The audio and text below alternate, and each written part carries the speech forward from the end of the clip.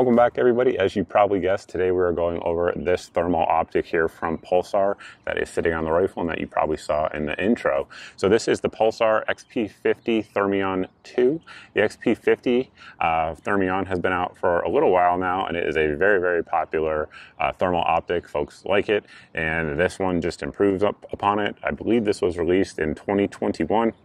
And the differences between the two, just real quick, is that this has a 50mm f1 objective lens, and then the actual, which is larger and allows you to ID out at further distances.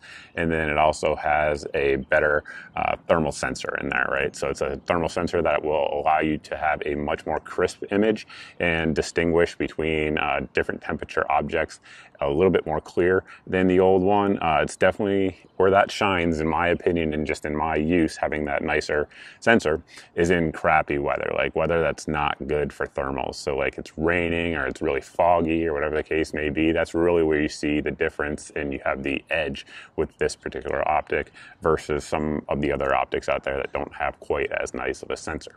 So there is a lot to get to with this particular optic, and I'm going to try to not make this video like 40 minutes long. So real quick, we'll just knock out the specs and then go into some of the features of it here. So in terms of specs, it's a 640 by 480 unit, has that 2 base magnification. It has 8 times optical zoom, meaning it will zoom into 16x. It works on any optics mount or rings that are 30mm, so that is a huge advantage for this scope, in my opinion, versus a lot of other competitive offerings out there. It doesn't have a proprietary mount, and if you want to use it on an AR like we are here, that's fine. If you want to use it on a bolt gun, that's fine. The eye relief on it is perfectly fine to work with either type of setup. I should note it does come with a little thing back here, an eye cup. I don't use it. You can though if you want to, so just noting that it does have that capability. In terms of the actual specs, it is rated for identification out to 2,000 yards, but in terms of from a shooter's perspective, what is your realistic engagement distance from it? Let's say you're shooting, animals like a hog or a deer or whatever the case may be. The more and more you do this, and the longer you spend behind thermals, the better you get at it. So if you're new, recognizing something like a dog versus a pig, you can easily do it. Again, weather conditions dependent at 400 yards with this, in my opinion, in my experience. And if you're really good at it, probably out to 600 or 700 yards.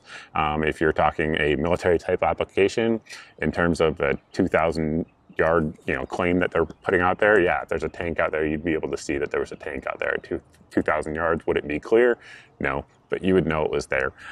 So that's kind of how they do and how that all works in terms of specs and what they're rated for. That shit is way out there, folks.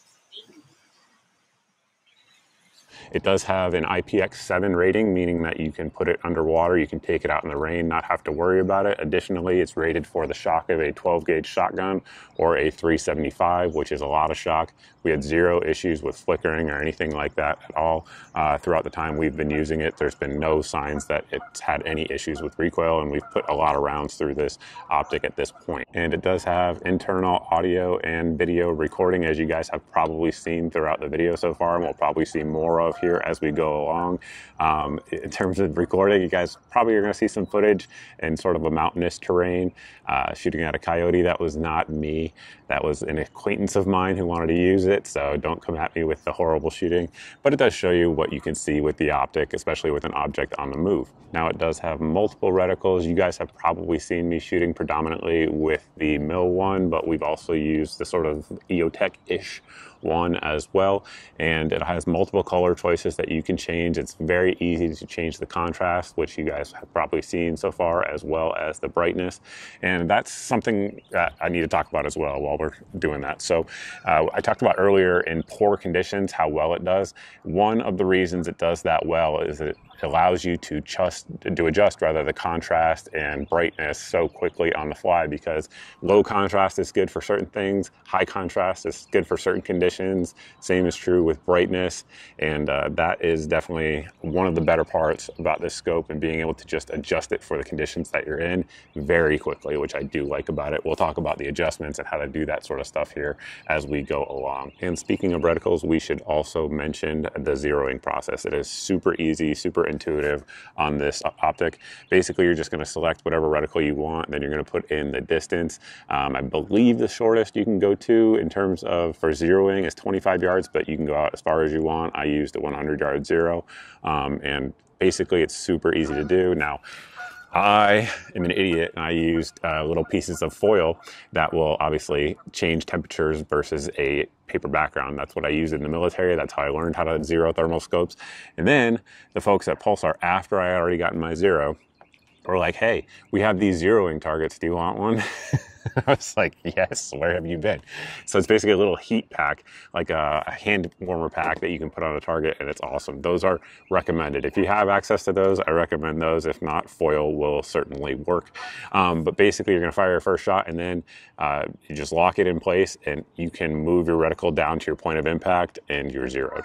You just hit set zero, and that's it. So you're good to go from there. Obviously, you want to confirm it, but zeroing is very, very easy in that regard. Now let's get into the actual optic itself. We'll start back here at the rear, and this is our focus diopter for your eye. So basically what you're doing here with this is you're focusing the image on the screen that you see as the shooter, as the user, to your eye. Everybody's eyes are a little bit different, and you just toggle it back and forth to get it to where your eye sees everything very clearly. And I should note it's relatively difficult to adjust, which in my opinion is a good thing, because you're only going to want to set it once and then leave it and not have it get bumped off or anything like that. So that's where you set that. Then we have our power button, our record button, our plus button. Basically, in the field, you're going to use these three buttons if you use record at all, and then you're going to use this piece here, which we'll talk about here in just a second. And there's short holds and long holds and all of those things. Then over here on this side, I already have it removed, but we have our charging port. And in terms of batteries, the optic has 2 batteries, but you wouldn't know that if you just looked at it. So basically we have an internal battery, which is always in there. You can't take it out. And then we have this battery here, which is obviously rechargeable. So you can put this in the charger that it does come, and it does come with a charger. You can put this in the charger that it does come with. There's only one way to put it in, because there's these little ridge lines on it. So you can't mess that up. You put that in, and then you can also attach a little power bank if you want to it, and it gives you the option to use it as an AV source, meaning like our transfer files out of it, or to set it as a battery. So you just click set as battery, and it will use it as a battery, and that will extend your battery life as it is right here with our external battery charged and this battery charged. Again, depending on the settings, brightness, etc. You're going to get, in my experience, 5 to 7 hours of battery life out of it. Now you can buy extra batteries for it. I believe they're around $40 from what I saw earlier today when I was looking for it. And then the other control that we didn't talk about here is going to be our focus ring. This is very, very important with any kind of thermal. Through probably some of the images that you guys have seen being rolled in, you'll see focus going in and going out. And basically I'm just trying to find the right focus for the distance that I'm at, which is obviously super important when you're talking about a heat signature. How clear it is and how distinct it is from the objects next to it is going to play a big role, or rather what is going to play a big role in it is the focus of your lens. If it's out of focus, it can't do it that well. And then the excellent sensor that we have on here kind of goes to waste. And with that, let's kind of walk through the functions on it. We turn the optic on, and we're going to kind of walk you guys through the menu here. And I should have it recording. I do. And basically, there's a lot of things you can do. If we're pressing this button right here, which is the plus button, that will take you quickly through the picture-in-picture zoom in. I do have it set on picture-in-picture. You don't have to have that. You can work with just the big screen if you want to, but that is the way you work through those different modes. Then we're going to press our side button here, and a short press will get you to basically these modes that you see here, which has brightness, and you guys can see how that changes the image as we sort of work through it there. Press it again, we'll go into the contrast, and once again, you guys see this huge difference it makes in terms of what you can actually see and what you can't see. Obviously, folks, the rifle has been safety checked a million times. And then we have this little feature here, which is a rangefinder. And you guys can see the different types and sizes of animals over there. And basically, it's telling you how far away, roughly, based on the size, top to bottom, between these 2 red lines, that the animal would be. And then additionally, if we long press it, it should take us out, and then long press again, we'll go into the full menu. And so here we have some different modes, the rocks, identification, which helps with animals and things like that at distance. You can see there's not a ton of difference. I've basically just left it in rocks the whole time. Continuing on down, image boost on and off. I've left it on. I don't really know. There's a huge difference there. Zeroing profile. We've kind of walked through that already in terms of zeroing. I don't want to take you guys through the whole process. Reticle setup. You can choose which reticle you want. There are tons of reticles. I should be rolling in some here on your screen that you guys can see, but in the link below to the reticle guide, you guys will see that. And I just went out of there because I wasn't touching anything fast enough. Icon brightness, that's self-explanatory. Wi-Fi on and off. Wi-Fi, you want to turn that on if you want somebody else to either see what you're seeing, or if you want to transfer data to like your phone or something like that. Calibration, it's automatic. That's what you want to do. Generally speaking, zeroing, we talked about that. The microphone can be on or off. And then we have the color palettes, which this is really where there's a huge difference. We have white hot right now, black hot. I'm trying to find something that's hot. But you guys can see if I move my rifle a little bit, the difference is just in terms of what we can see. Rainbow. Let me really focus on that little boathouse there. There we go. So you guys can really see the differences there and the color patterns. Me personally, I have never seen a reason not to use white hot or black hot. Basically, I pick whichever one is showing me more detail. Like, for instance, in this picture right now, my opinion, your opinion may vary. This is giving me better details with black hot. So I'm just going to pick that mode and roll with it. But of course, adjusting the contrast and things like that will also make a difference on that. So that is basically working through the different color palettes, and then we can keep going down there and you guys will see general settings, Wi-Fi settings, that's your password and things like that, accelerator, and if you have defective pixels, how to fix that. But that's a video for another day. So those are the different settings that you can run through. Of course, there are actually more settings than that, but that's a quick rundown. And here with this good contrast, I'll just show you here. Let's talk about the zoom and identification of things.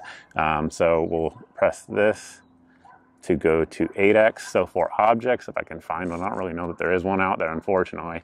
We'll go back to the boathouse. But so there's like a little door right there. You'll see at 8x, and this is during the day, guys. At night, this is way clearer. At night, the difference is just much more stark, and thermal just in general works a little bit better. But fine-tune my focus here. There you go.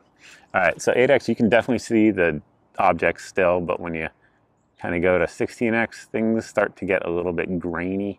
So generally speaking, I keep mine set at the 4x because really from 1 to 400 yards, that's pretty darn good in terms of the image quality that you're going to get. Sometimes I think 8x is good if it's a smaller animal, let's say, or a smaller target. But when you go to that 16x, it gets grainy there real quick. As I said in the intro, guys, this video could be 40, 50, 60 minutes long, and I probably wouldn't cover everything. I just wanted to hit the highlights.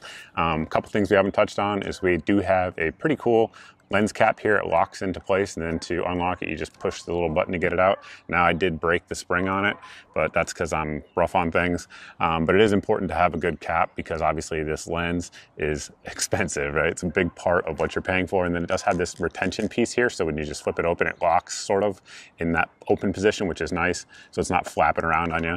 And then it locks back down as well. Additionally, let's talk about costs because we talked about the price of the lens. It's not cheap. I think right now the MSRP is around $5,500.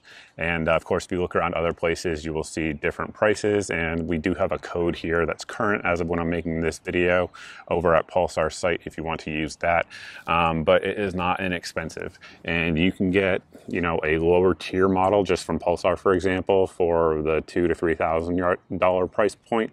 That will probably work really well. Will it have as good of an image as this? Will it work as well in poor conditions?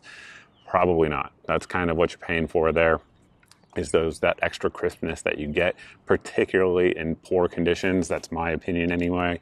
But in terms of reliability, this scope has been awesome. We've had zero issues of any kind. And like I said, I am rough on things. I threw this in range bags just like I did all my other rifles, threw it in the back of my truck hard, wasn't careful with it, nothing like that. As you can see, we scratched it up and all of those sorts of things. But have had zero issues with it. If there is one con though, rather, I should say, in my experience, I don't know if it's this particular unit or what, but when Wi-Fi pairing, regardless of the device I was using it with, sometimes it would just drop out like randomly.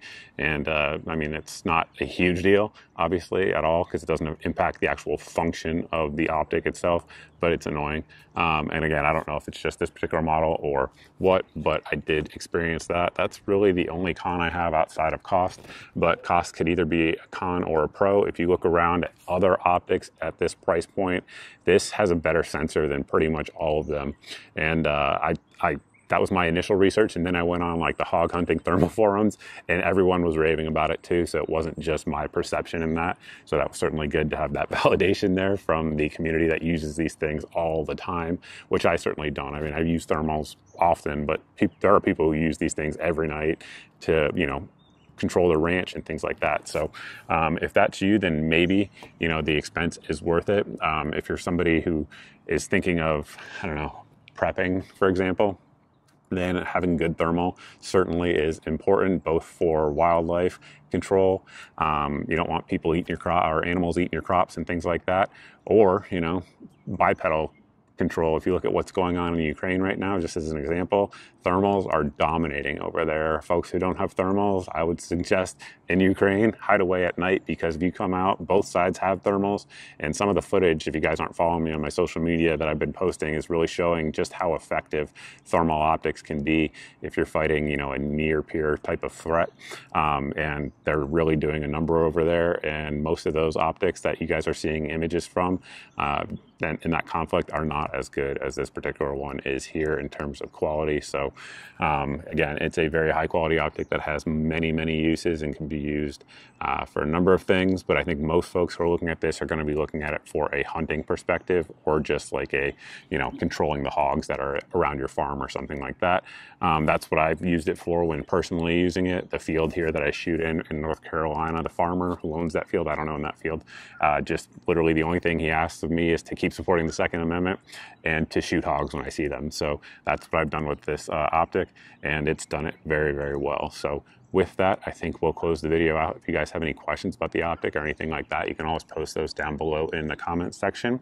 If this thing goes on sale or anything like that, we will send that out in our daily deals email, but we also have a regular email here that you guys should see the website to sign up at on your screen. Basically, it goes out once a month at most, and it has all of the videos from the previous email that I've sent out. So that way there's no big text giant censoring your eyes from my content, because they tend to do that.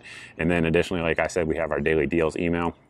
If this thing goes on sale, or any of the other type of things that you guys who watch this channel like, optics, etc., goes on sale, we'll put it out in the daily deals email. And if it's in the daily deals email, it is the cheapest that I know of anywhere on the internet that particular day. So that way it saves you guys some money and hopefully saves some time, because you don't have to do the looking, because I do the looking for you. And that's it. That's all I got for you guys. That's the end of the video. Thank you all for watching. I truly appreciate it. If you're not subscribed, please go ahead and do so.